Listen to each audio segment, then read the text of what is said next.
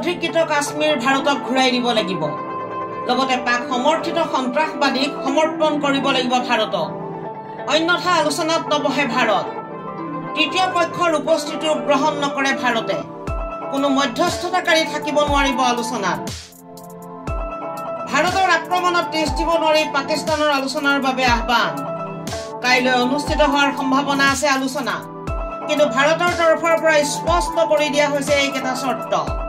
কি আছিল চৰ্তকেইটা আকৌ এবাৰ শুনাই দিছো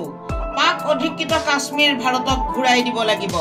লগতে পাক সমৰ্থিত সন্ত্ৰাসবাদীক সমৰ্পণ কৰিব লাগিব ভাৰতক অন্যথা আলোচনাত নবহে ভাৰত তৃতীয় পক্ষৰ উপস্থিতিও গ্ৰহণ নকৰে ভাৰতে কোনো মধ্যস্থতাকাৰী থাকিব নোৱাৰিব আলোচনা আমি জনাই আছো এনিটাইম 24 দৰ্শকক ভাৰতৰ আক্ৰমণত তেজ দিব নোৱাৰি পাকিস্তানৰ আলোচনাৰ বাবে আহ্বান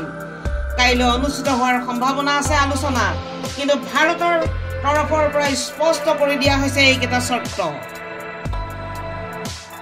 নিউজ ডেস্ক এনিটাইম 24